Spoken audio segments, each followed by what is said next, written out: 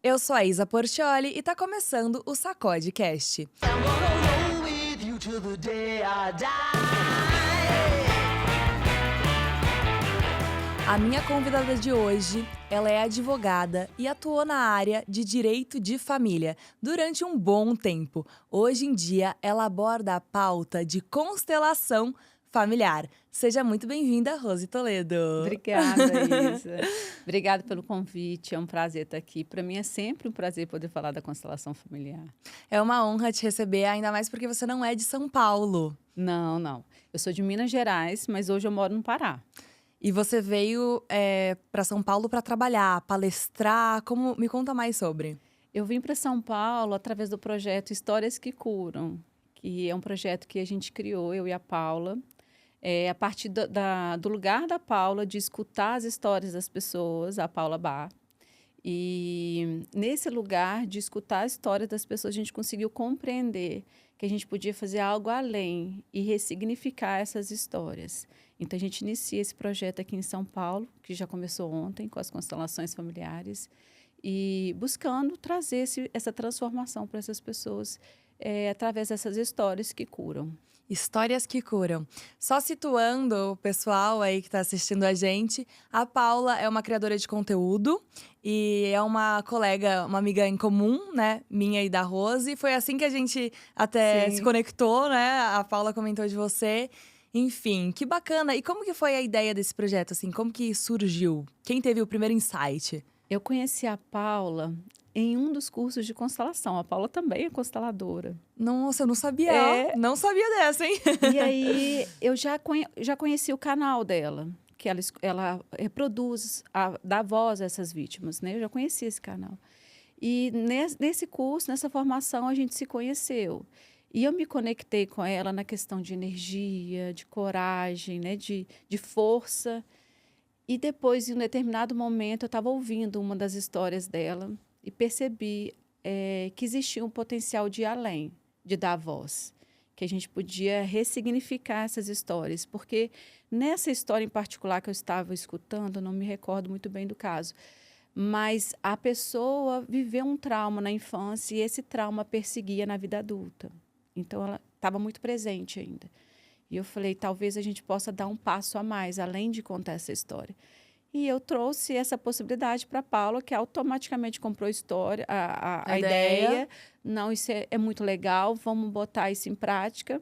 A gente começou a desenhar esse projeto e ontem a gente começou a colocar em prática aqui em São Paulo. Nossa, que incrível. E como que foi essa experiência de colocar em prática? Nossa, foi maravilhoso, porque coincidentemente a gente foi para um lugar em que as histórias desse lugar trazia muitas angústias relacionadas à infância e à paternidade, à maternidade, esses traumas trazidos na infância.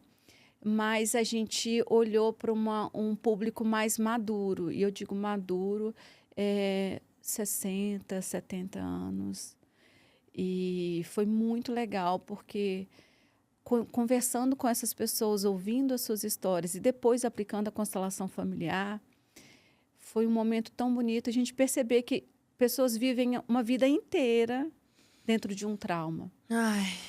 E quando a gente olhava aqueles homens, mulheres de 60, 70 anos se abraçando, chorando, emocionados, eu falei, nossa, nós estamos no caminho certo.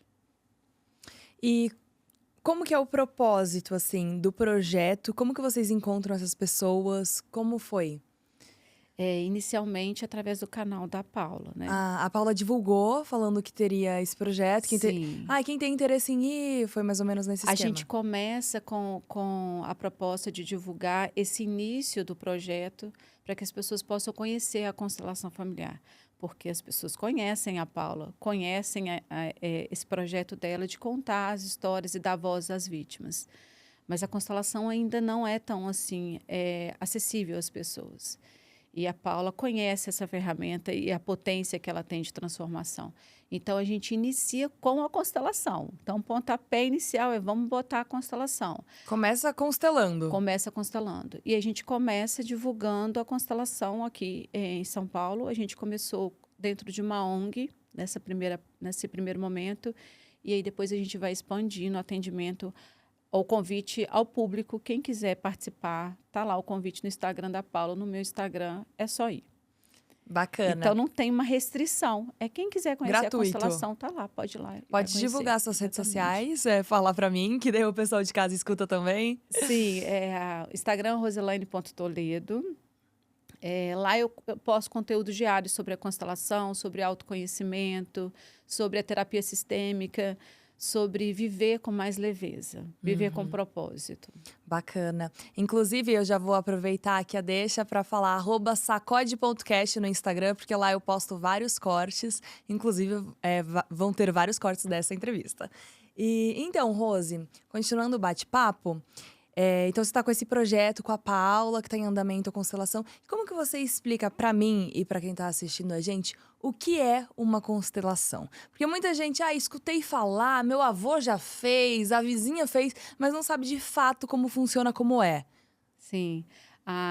Primeiro eu queria falar do termo constelação familiar.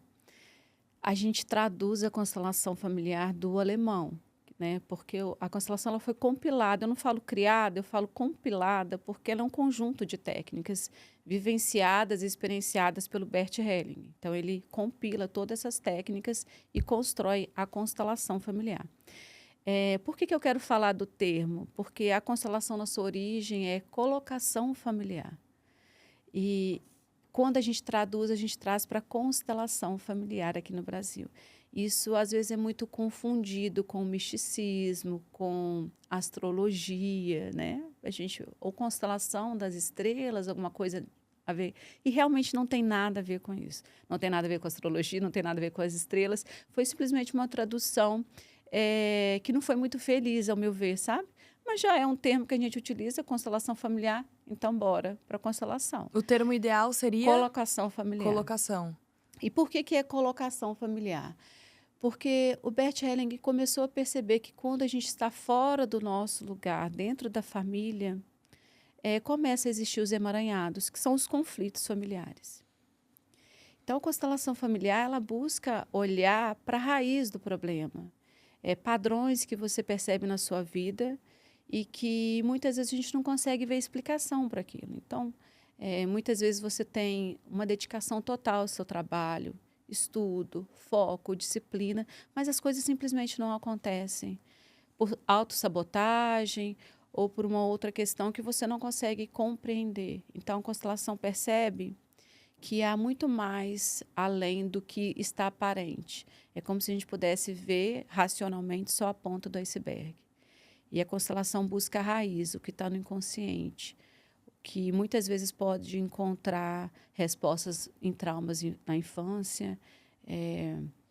Quantas pessoas que chegam para a gente falando sobre relacionamentos infelizes, eu não consigo me relacionar, ou eu sou sempre abandonada, ou eu tenho muitos ciúmes, ou eu vivo um relacionamento violento. E quando a gente vai para a constelação familiar, a gente percebe que a raiz desse problema pode estar no abandono do pai na infância, ou porque presenciou brigas constantes dos pais durante a infância. E, inconscientemente, para ela, o amor está relacionado com a dor. Então, eu vou atrair pessoas que me fazem sentir dor para que o amor faça sentido, porque foi assim que eu aprendi. Isso é tudo inconsciente. Então, é óbvio que se eu perguntar para ela assim, você acha que o amor está relacionado com a dor? A resposta vai ser não, claro que não. Eu quero amar, quero ser feliz. Mas Se quando a você gente perguntar vai pra quem? buscar, para a pessoa que traz essa pra pessoa. questão. Uhum. Mas se você for buscar a raiz, aonde que está a raiz dessa questão? Aí você vê que inconscientemente ela procura pessoas que tragam essa dor. Porque foi isso que ela aprendeu que é amor. Amor relacionado com a dor. E isso é uma das questões, né? De várias outras que você pode ver de padrões que existem na sua vida. Então, por isso tem a palavra ressignificar. Ressignificar. Entender que o amor não é dor. E muitas vezes tem pessoas que estão com esse pensamento introjetado, assim, né? Sim. Dentro da sua própria cabeça. Assim como tem pessoas que pensam, relacionamentos comuns, um relacionamento normal é um relacionamento que tem briga, normal. Treta? Exatamente. Briga de casal?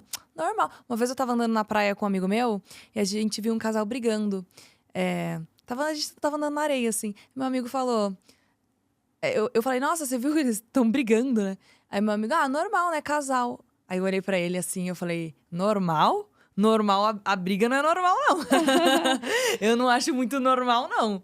E assim, ele normalizou totalmente. Então, isso é um pensamento, uma crença que a pessoa pode ter, muito introjetada, por N razões. Uma dessas razões pode ser que os pais da pessoa brigou a vida inteira.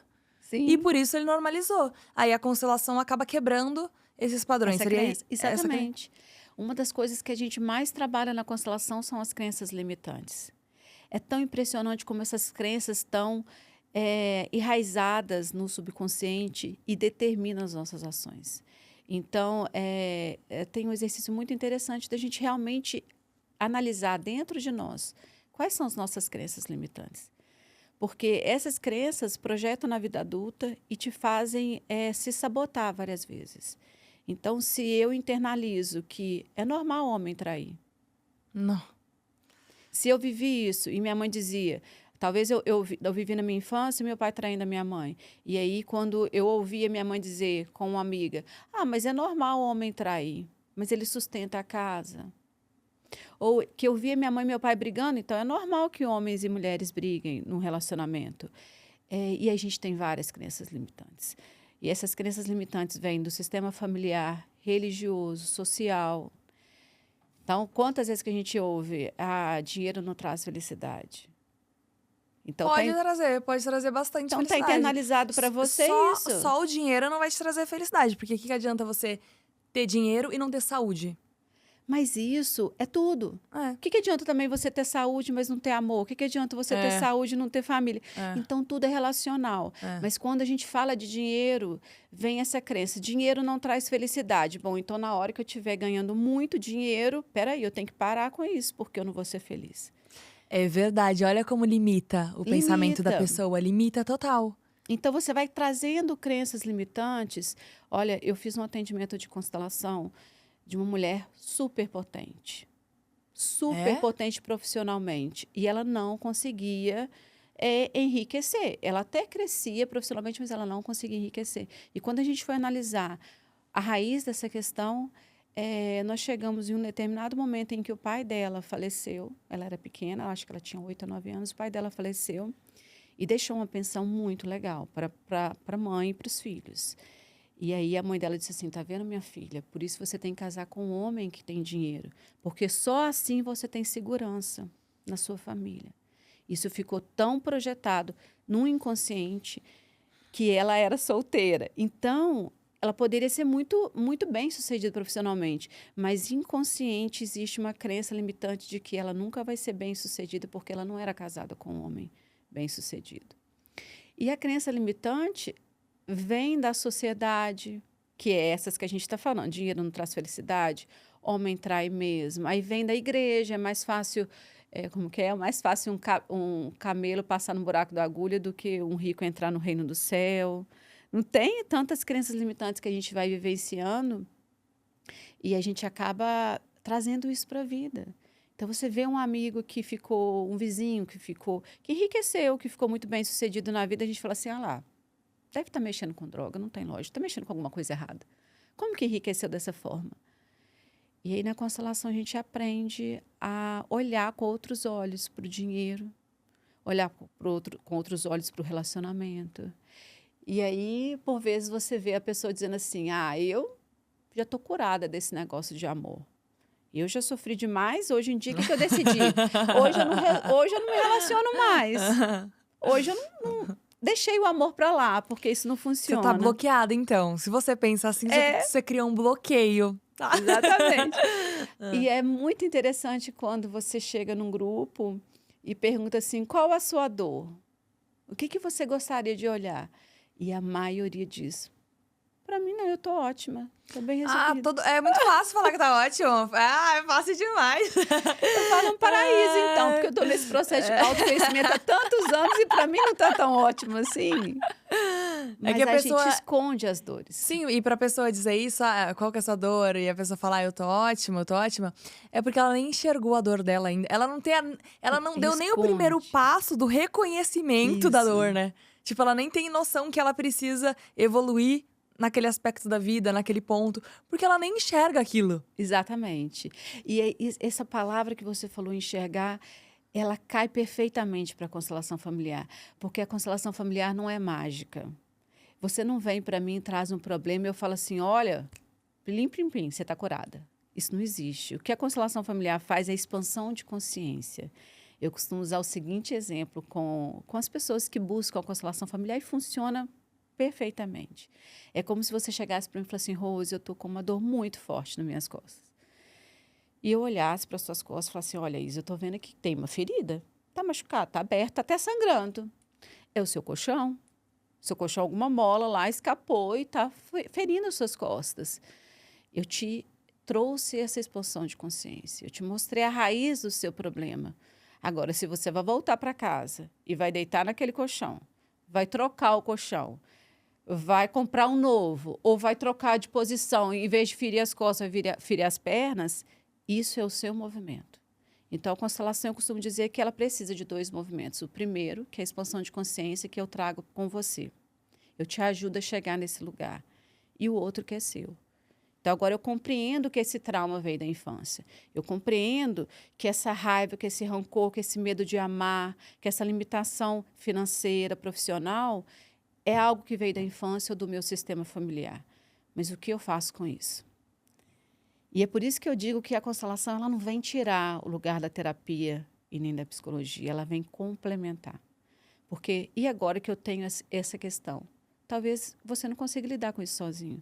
Então, vamos para uma terapia, né? Vamos para análise, vamos tentar compreender isso com um profissional. A constelação familiar é um dia. Acontece num dia só. Seria Uma isso? sessão. É uma sessão. É pontual. É, de 1 hora a 1h30, mais ou Aham. menos. Os consteladores fazem isso, 1 hora de sessão. Eu marco um retorno num prazo de 30 dias, mais ou menos, para eu compreender se essa expansão de consciência, se esse segundo movimento está acontecendo. Porque se eu compreendo que houve a expansão de consciência, mas esse segundo movimento não está acontecendo, eu chamo a pessoa para esse movimento constelado. Então, olha, esse movimento não está acontecendo, vamos tentar olhar para isso. Então, eu faço esse retorno, mas o normal é que aconteça apenas em uma sessão. Uhum. E você falou, né, que a constelação familiar não tira o processo da psicologia, da psiquiatria. É um complemento. É um complemento. Seria isso. É uma ferramenta. É uma ferramenta. E a pessoa que está fazendo faculdade de psicologia, está estudando, não tem a matéria de constelação familiar. Não, não. Porque ela não é uma ferramenta dentro da psicologia e nem reconhecida pelo conselho. Essa técnica dentro da psicologia. Mas não há nenhum impedimento em conciliar as 2 técnicas. A constelação, ela é muito nova, né? E como tudo aquilo que é muito novo, ainda tem algumas desconfianças nas relações sociais, mas ela vem com muita força. E eu digo que ela vem com muita força porque, por ser tão nova, ela já está dentro do SUS. Desde a portaria, desde 2018, que ela já está no SUS. Como uma prática terapêutica, ela já está no judiciário, em vários tribunais, sendo aplicada, principalmente nos processos de família e sucessão. Então, por ser uma prática tão nova, eu percebo que com esses órgãos aceitando isso com tanta amplitude, me faz cada vez mais acreditar que a constelação ela veio para ficar e realmente para transformar e ressignificar a vida das pessoas. Uhum. Mas dentro do curso de psicologia, não. E é interessante a gente falar sobre isso. Por que tem que estar ligado? Por que a gente tem necessidade de colocar tudo dentro de uma gaveta, dentro de um enquadramento? Porque quando eu falo de saúde mental ou de ampliação de consciência, ela tem que estar dentro da psicologia. Porque a gente tem várias técnicas que não estão dentro da psicologia. Reiki, Uhum. né? E reiki, constelação familiar, são fenomenologia. Isso. Fenomenologia. Consegui falar a palavra. É um fenômeno. Tá. E por ser um fenômeno, a gente fala fenômeno por quê? Seria difícil a gente concretizar a constelação dentro de um plano de experimentação e comprovação, porque cada constelação ela é única. E em cada constelação a gente consegue ver uma amplitude de consciência que pode chegar na adolescência, na infância e até questões transgeracionais. Então, eu posso carregar comigo uma questão transgeracional, que é o que a gente chama de epigenética. É como se a gente herdasse dos nossos pais, dos nossos antepassados, além dos seus olhos lindos, da sua cor de pele, a gente herdasse também vivências que eles tiveram, traumas que eles tiveram e que estivesse, de alguma forma, passado, transmitido para nós, assim como as demais características físicas. E a epigenética é algo que vem ganhando muita força. Existe um estudo recente, um artigo científico nessa situação, que trata sobre os traumas trazidos da guerra dos nossos antepassados e que a gente carrega no nosso gene. E isso explica muitos medos incoerentes que a gente vive na vida.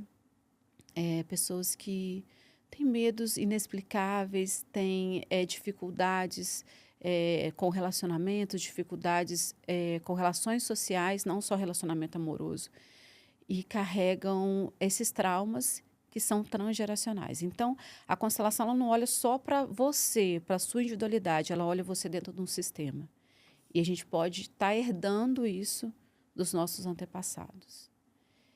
E, apesar de não ser considerado uma ciência ainda, e eu acredito que não é considerado uma ciência, e a gente nem reivindica isso também, né?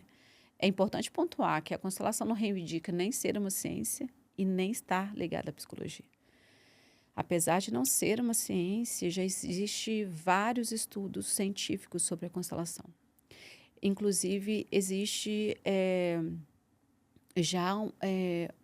algumas pessoas, uma comissão dentro da constelação, da organização, buscando esses estudos científicos, justamente para a gente conseguir esse fundamento que às vezes é tão necessário para as pessoas, além do fenômeno, né? E eu, na verdade, eu sou uma dessas cientistas no sentido de pesquisar sobre a constelação, porque eu, como advogada, comecei a perceber os conflitos familiares que existiam dentro do direito de família e como eles eram difíceis de serem solucionados. Na verdade, eles não eram solucionados. Na verdade, a sentença ela põe fim ao processo, mas não ao conflito, né? O juiz exatamente. termina o processo. O processo terminou, mas não quer dizer que o conflito não terminou. Exatamente. E eu, como advogada, aquilo me incomodava muito. Como que as pessoas eram tão ligadas pelo amor e como que elas terminavam ali se odiando. E aquele ódio impedia até de olhar para os seus filhos. Então, quantas mulheres que chegavam no meu escritório diziam assim, eu não quero que meu ex-marido nem olhe para as crianças, eu não quero que eles tenham direito nem à visita. Aí eu perguntava, mas por que são pais ruins? Não, porque ele me traiu. Então, a dor é dela. Mas ela transmitia essa dor excluindo a paternidade do filho. Era isso que ela queria. E aí eu posso julgá-la. Ela estendia, né? Estendia. Então, porque ele traiu, ele é um pai ruim. E eu posso julgá-la? Não, porque ela está numa dor. Ela está na dor da traição. Não tem como eu pedir para essa mulher que está na dor da traição, que teve todos os seus sonhos, seus planos, né, deixados para trás, em ruínas por conta de uma traição, para ela olhar para o filho. Ela tem condição de olhar para aquele filho, para o melhor para ele. Eu comecei a observar isso, iniciei uma pós-graduação em Direito de Família e achava que eu tinha que ver acontecer mesmo, como que isso acontecia nas famílias. O que acontecia com a família depois que vinha a sentença?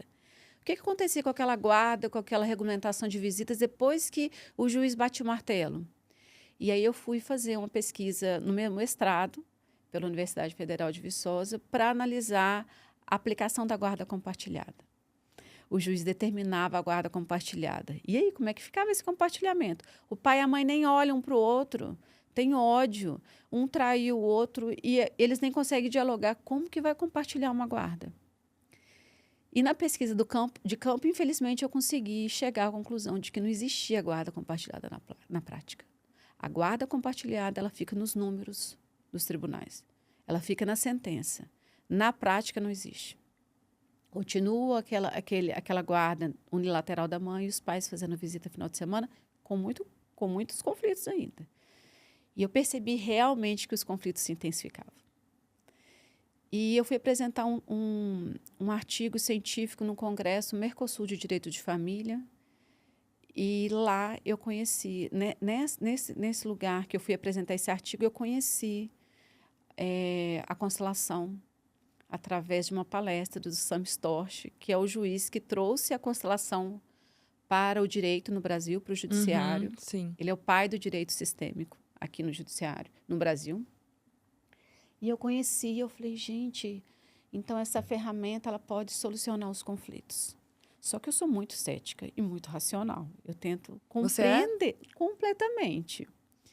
E eu falei, mas não faz sentido essa constelação familiar. Isso não faz sentido. Como assim um fenômeno dentro do judiciário?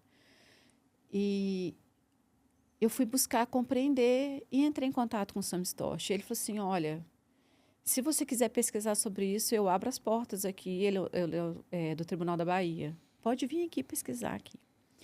E fui pesquisar quem era essa pessoa. E aí, numa pesquisa, eu cheguei a uma publicação do CNJ, que é o Conselho Nacional de Justiça, que dizia que a constelação familiar, sendo aplicada lá no Tribunal da Bahia, quando era aplicada para uma das partes, de forma voluntária, né, porque as partes que desejam ou não, depende delas aceitarem ou não a constelação, se chegava a 90% de acordo nos processos. E quando as duas partes participavam, chegavam a 100%. Então, o CNJ trouxe esse reconhecimento da constelação nesse Tribunal da Bahia. Eu falei, uau, eu preciso olhar para isso. E aí resolvi pesquisar no doutorado, também na Universidade Federal de Viçosa, analisar a aplicação da constelação familiar no judiciário. Isa, eu fiquei em altos e baixos, eu digo que só meu marido sabe. Porque eu ficava, não, eu vou abandonar isso, não tem lógica, isso não é constelação familiar no judiciário, não é possível, dentro da minha pesquisa de doutorado. Mas como que isso é possível? E o tribunal é muito tradicional, né? Muito bem fundamentado, muito construído dentro de uma teoria, dentro de uma doutrina.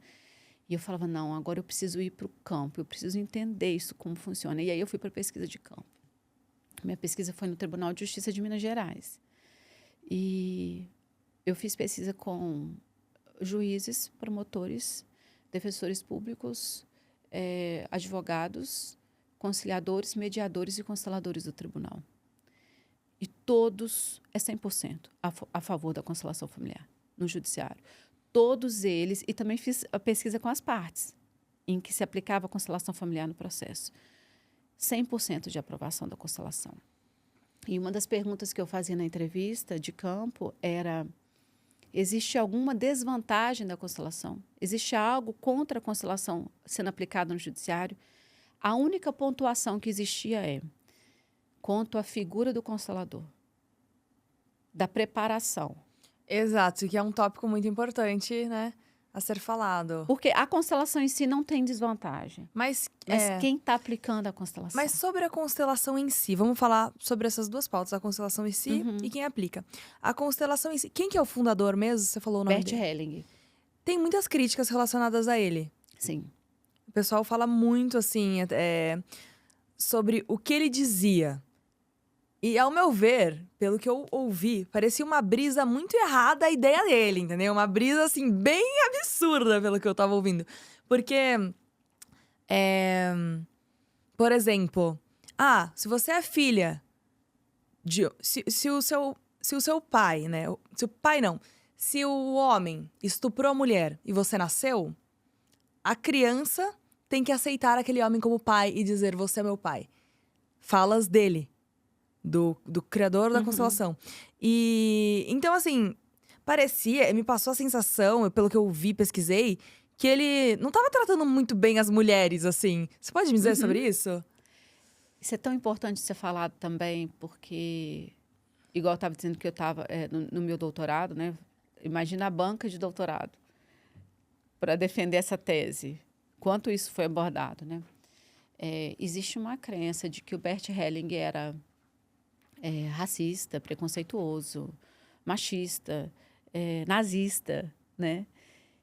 E eu te falei no meu doutorado que eu fiquei nos altos e baixos, esse foi um dos meus baixos. Quem é essa pessoa? Então, como que eu descubro quem é essa pessoa? Ouvindo críticas da internet, eu fui pesquisar o que esse homem escreveu. Não me lembro agora o número de livros, mas é um número enorme de obras vindas de Bert Helling. Eu quero ver dentro dessas obras se existe isso.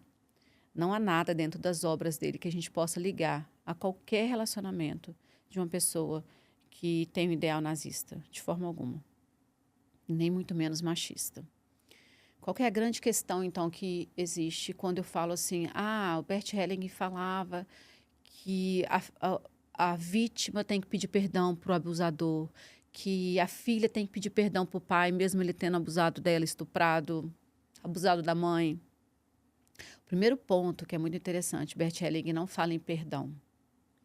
Isso foi uma das coisas mais bonitas que eu aprendi na constelação. O perdão revitimiza. Se você me ofende de alguma forma, eu falo, Isa, me perdoe. Quando eu faço isso, eu transfiro para você a obrigação de me perdoar.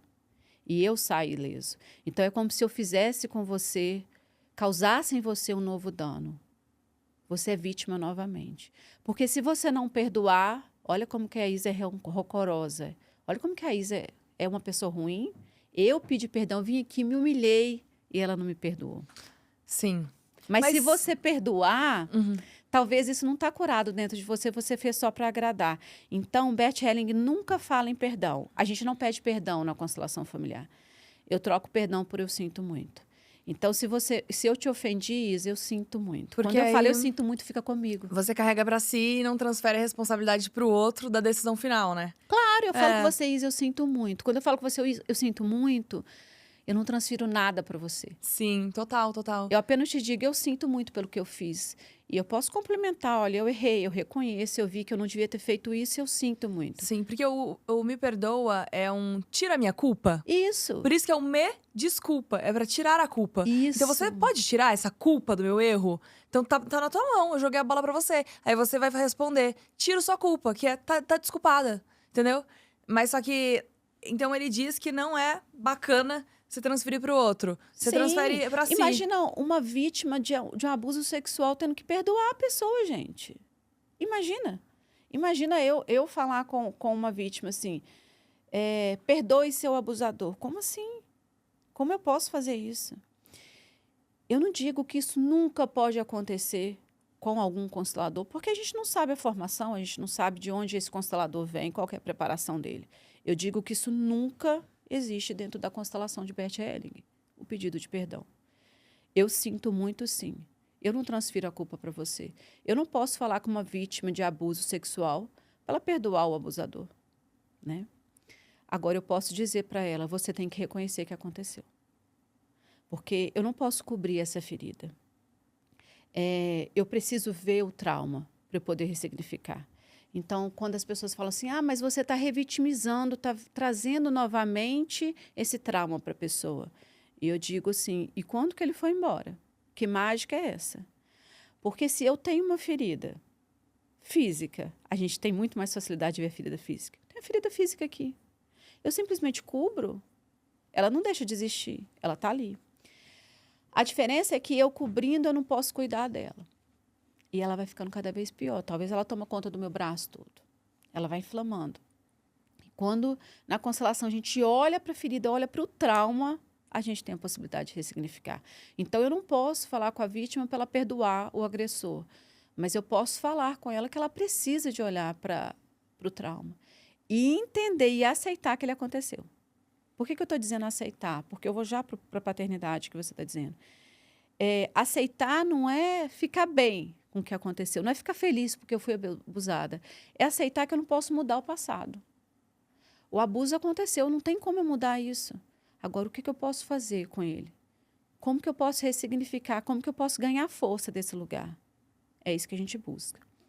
Com um pai, esse pai que pode ser ausente, é um pai que talvez nunca foi presente, só foi um pai biológico e depois foi embora, que a gente tem muito isso no Brasil. Ou você pode ser até fruto de um estupro, que é pior ainda. A constelação não diz que você tem que amar o seu pai. E nem que tem que ter contato com ele.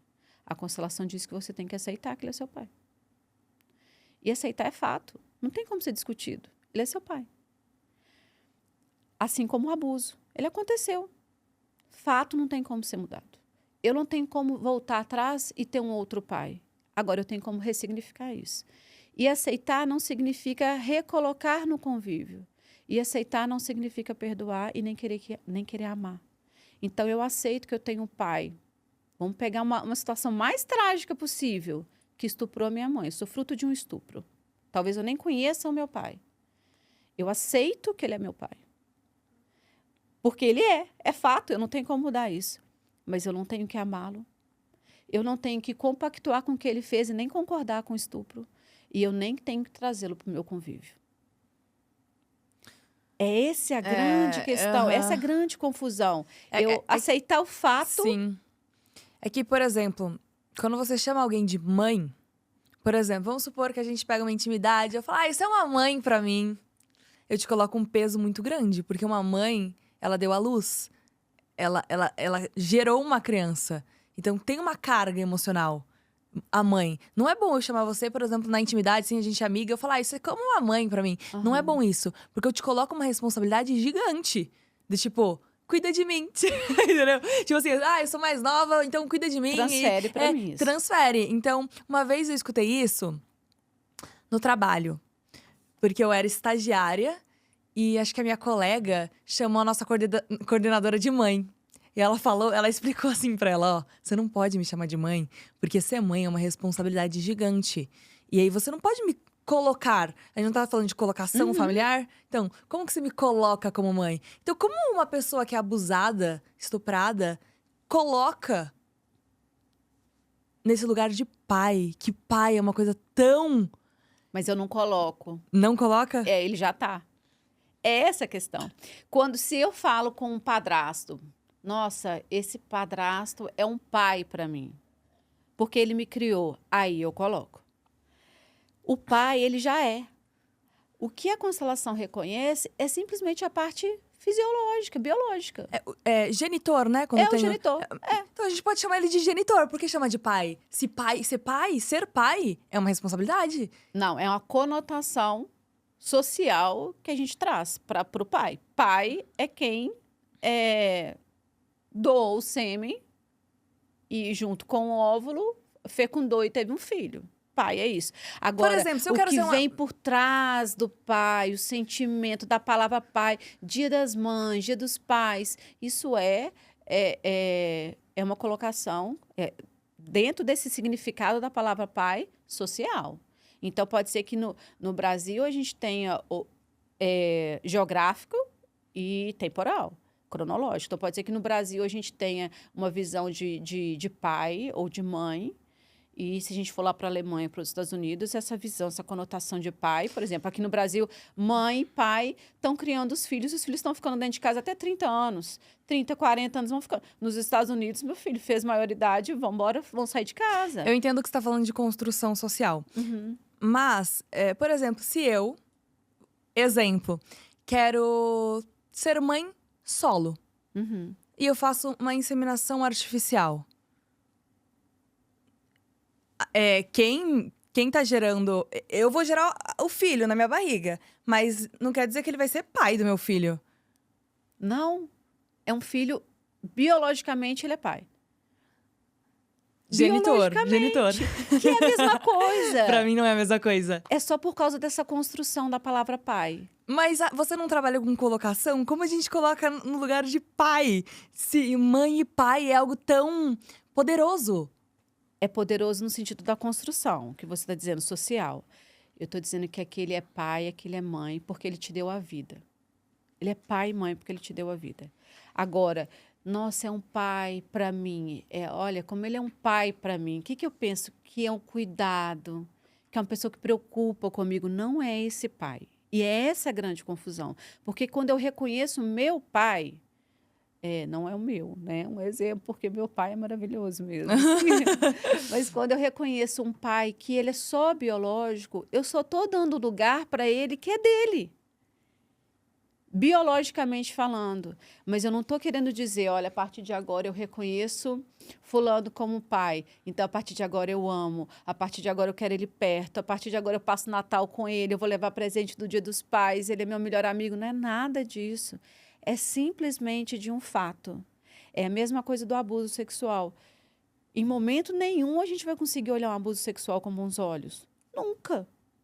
Nunca. É impossível isso. Mas ele aconteceu. É um fato. O pai é um fato. A mãe é um fato biológico. Agora, a conotação que eu vou dar para esse pai, aí é com você. Se eu vou querer trazer ele para o meu convívio, se eu vou amar, se eu vou ressignificar essa ferida a ponto de trazer isso, é com você. Eu entendo o seu ponto, mas eu não concordo. Mas tá tudo bem, né? Tudo bem, tá tudo É sobre bem. isso. E é maravilhoso a gente poder conversar Com e visão- não concordar Tá com os tudo bem. pontos, tá tudo bem. Tá tudo bem. Ainda mais você, como advogada, já lidou muito com isso. Mas, ó, eu entendo um ponto que você trouxe. É do tipo, sobre a cicatrização da ferida. Acho isso incrível. Do tipo, a pessoa passou por uma situação extremamente ruim. Eu não acho bom ela se revoltar uma vida inteira e carregar um elefante nas costas com o peso dessa situação que ela vivenciou. Porque a vivência foi um fato, concordo. A vivência aconteceu. Mas assim, os olhos que ela vai dar pra essa situação pode ser de uma maneira mais leve. Até porque eu sou a favor das pessoas terem uma vida leve, né?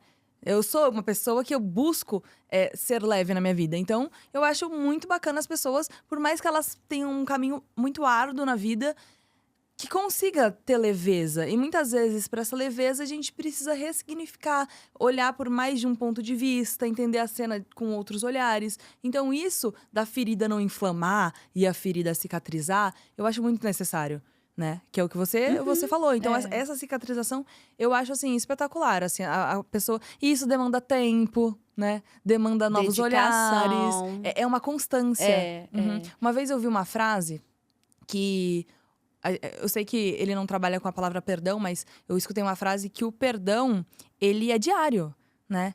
Que muitas vezes você não vai esquecer aquela dor. Porque aconteceu, o fato. Você tem na sua memória registrado. Só que assim, é todo dia você indo lá e perdoando aquela situação, né? Mas olha, a questão do perdão. O Bert Hellinger não trabalha com o pedido de perdão. É a gente aplicar o pedido de perdão. Mas eu perdoar, sim. Não, ele não trabalha isso na constelação. Eu não vou pedir perdão para você, porque eu não vou transferir para você uma Transferir a responsabilidade culpa. que é minha. Mas eu trabalhar o meu perdão... Você consigo mesma, né? Então eu digo para você, Isa, eu sinto muito pelo que eu fiz com você. Eu sinto muito por ter te magoado. Aí você vai trabalhar o perdão. Não foi que eu transferi para você. Sim. Mas espera aí. Olha, a Rose é uma amiga, eu quero estar com ela, eu gosto de estar com ela. Ela fez isso, ela me magoou. Mas, poxa, eu vou tentar deixar isso para trás. Aí sim vem a questão do perdão como exercício diário. Ele vem de você. Então, o perdão é válido, é muito bacana. Mas ele tem que partir de você. É você que tem que ter vontade ou não de perdoar. Sim, é uma De ter esse movimento. Esse olhar, você consigo mesmo, eu tenho muito esse olhar relacionado ao sucesso. Por exemplo, beleza, eu que trabalho nessa área artística, eu sei que eu tenho uma dependência também do público, porque o público consome, o público assiste, o público segue, o público comenta. Então, a gente tem uma relação. Só que o meu olhar ao sucesso é se eu estou fazendo bem feito o meu trabalho, se eu estou entregando o meu melhor, e aí já eu ser bem-sucedida é algo eu comigo mesma. Assim como o perdão que você está falando. É você consigo mesma. Então, eu entendo essa E linha de você traz raciocínio. essa verdade. Porque eu acho que quando você traz a verdade, que é o que você faz na sua vida profissional, não tem como dar errado. Quando você cria um papel, viver dentro de um papel é muito difícil. Então, quando você traz verdade, não tem como dar errado. E é você com você mesmo. E essa construção do perdão diário é hábito, é tentar compreender que quando eu não perdoo, eu estou dando importância demais ao outro e de menos a mim. Então, é muito válido, mas que ele seja meu, um movimento meu, que eu não transfira para outra pessoa, porque eu não posso deixar essa responsabilidade com ela. Total. Vamos falar também sobre a sua vida como colunista. Colunista, correto? Isso. Colunista do SBT. É isso mesmo? Olha, me conta mais sobre isso. São alguns dos presentes que a constelação tem me trazido. Depois, então, do meu doutorado, eu percebi realmente que era uma ferramenta fantástica de transformação da vida das pessoas. E decidi me dedicar total e completamente à constelação familiar. E isso tem me rendido muitos frutos e eu fico muito feliz no sentido de poder expandir o conhecimento da constelação e poder mostrar como essa ferramenta pode auxiliar, desde que você se permita e desde que você queira olhar para essas dores, né? E aí me veio esse convite para uma entrevista lá no SBT, no programa Saber Viver, que é um programa de saúde física e mental. E, através dessa entrevista, logo depois da entrevista, eles gostaram muito do tema mesmo, né? A constelação é algo muito interessante. E me veio esse convite para ser a colunista, né? Então, a gente está lá em 15 dias com a coluna, falando cada momento de como a constelação pode auxiliar em determinadas áreas. Então, a gente fala sobre relacionamentos interpessoais, relacionamentos pessoais, trabalho, luto, dificuldades no crescimento da carreira profissional, autocuidado, autoconhecimento, amor. Tudo nesse propósito que você tinha dito anteriormente de viver a vida com mais leveza.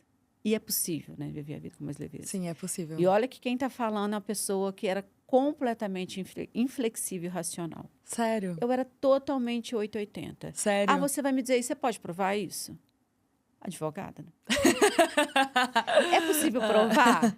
Não, então para mim não funciona. Sim. Então, fui sempre muito questionadora, muito racional. Tudo era muito difícil para que eu pudesse aceitar. E a constelação veio me mostrando que as coisas não precisam ser tão a ferro e fogo assim, que a vida pode trazer mais leveza e que é mais gostoso viver assim. É mais leve, é mais tranquilo, não se cobrar tanto. Eu consegui compreender de onde vinham essas cobranças, né? Essa vontade de ser perfeito o tempo inteiro. A gente acreditar que não pode errar. Então, hoje eu venho para o podcast... Ok, aí você quer saber sobre constelação? Vamos lá. Então, não tem preparação, não fico... Você ficou mais tranquila. Nossa, antes eu estudava e a gente... Foi E um aí, convite vem muito uma rápido, E né? aí, foi um convite super... E aí eu vim. Vem uma... Quando você fica muito ansioso por uma situação, você fica com aquela carga, assim, sabe? E aí você começa a estudar tanta coisa e eu quero... Não, e se ela me perguntar isso e aquilo... E isso realmente acabou na minha vida. Tem uma leveza aí, tá Tem. tranquila. É claro que existe uma ansiedade que é normal do ser humano. Ah, normal, todo Né? mundo, né? Tem uma ansiedade ali que tá Gente, tudo mas certo. quem a Isa convidar pode vir, que a ansiedade ela termina no primeiro minuto. Ah! É tão leve o ambiente, ela é tão leve que aí, quando você se dá conta, eu tô aqui conversando, falando, quando me dou conta, eu falo assim, olha, tem um microfone aqui, tem uma câmera aqui, e eu não tô olhando nada disso, eu só tô Fofa. falando com ela, tá ótimo, é Fofa, uma delícia. Não, eu gostei também da entrevista, porque eu acho que é isso. Cada pessoa é tão única, ninguém é igual a ninguém. As cabeças, as vivências, as experiências são muito individuais e particulares. Então eu gosto muito de ouvir o ponto de vista do outro, sabe? Eu gosto, porque eu acho enriquecedor. Com certeza o público que assistiu a entrevista até aqui também sentiu isso, sabe? Inclusive, eu vou deixar uma deixa, porque eu quero saber o que você sabe sobre constelação, qual que é a sua visão, seu pensamento. Se quiser escrever nos comentários, né? Pra gente dar uma lida depois. E vamos respondendo. E vamos né? respondendo. Porque eu sei que é uma coisa, por ser tão nova, tem tantas curiosidades. E vai ser ótimo, porque a gente consegue esclarecer o que é real na constelação, o que acontece de verdade, o que as pessoas inventam, né? Como essa questão do perdão, né? Então, a gente vai esclarecendo. E é uma oportunidade maravilhosa. Uhum. E você sente que você evoluiu muito como pessoa desde que você começou a aplicar a constelação até hoje? Porque a gente acaba lidando ainda mais com o ser humano ali, né? Sim. Porque é um desenvolvimento pessoal.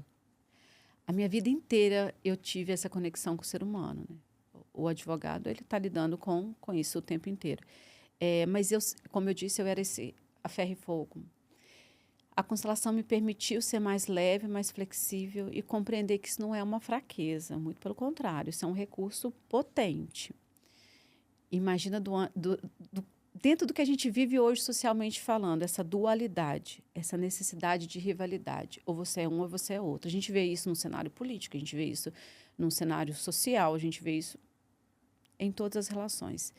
E a gente poder conversar aqui, inclusive discordar, né? E tá tudo bem, e tá leve.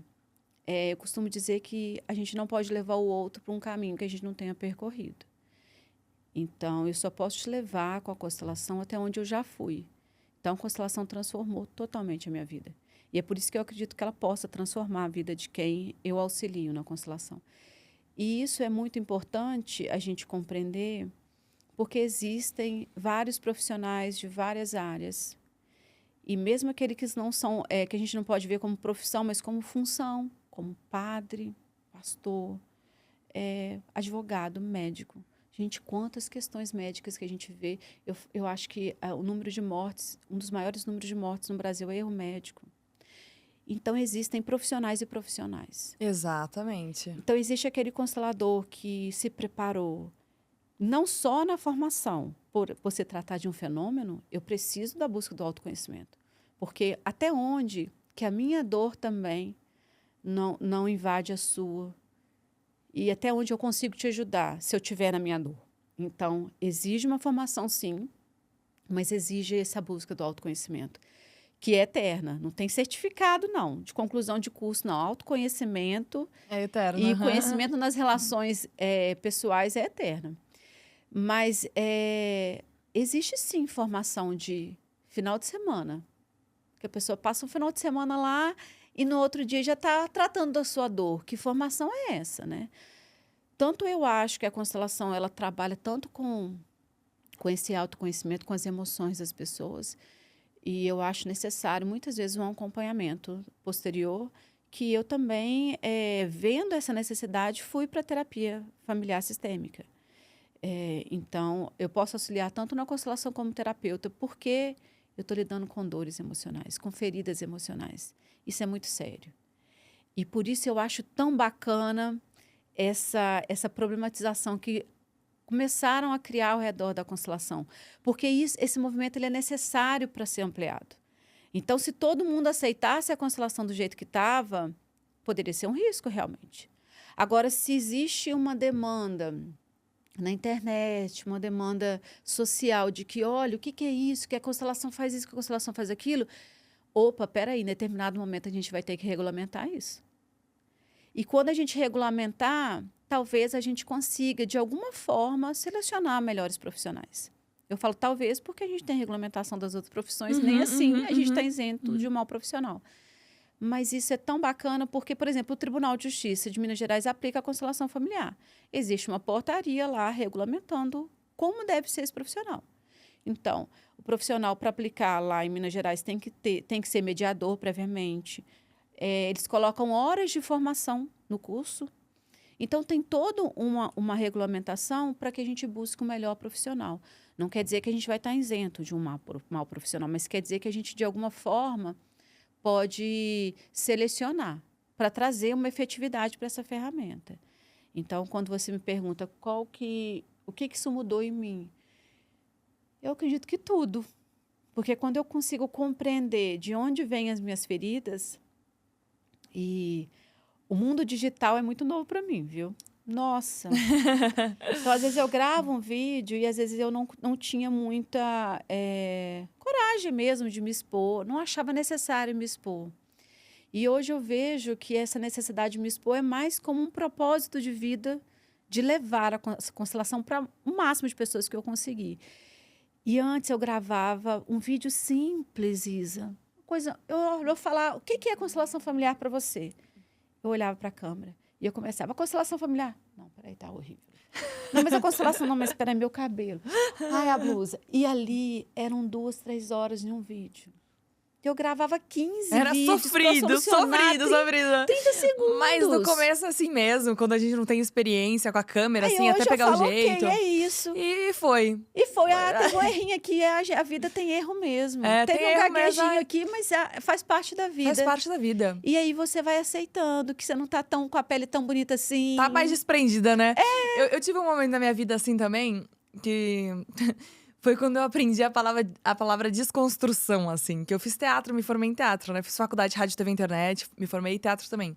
No teatro, o meu professor de vídeo, Ele falou, Isabela, você precisa desconstruir um pouco a questão… Mas desconstruir o quê? A questão que eu era impecável. Eu ia pras aulas de teatro com o cabelo alinhado, a maquiagem intacta, toda arrumadinha. E hoje ela só passou um batom, viu, gente? Ela chegou aqui na hora e falou assim, pera só um minutinho que eu vou passar um batom aqui. Perfeita. E aí, eu entendi que tá tudo bem não ser perfeita. É esse ponto que acho que a gente tem em comum, né? Que a gente falou do querer o perfeccionismo e tal. Muitas vezes o perfeccionismo barra a gente em muita coisa. Porque você só vai entregar quando for perfeito. Então, às vezes, você nunca entrega. Nunca entrega. Às vezes, o melhor é fazer… É entregar, entendeu? Tá bom, não tá 10 de 10, mas você entregou, né?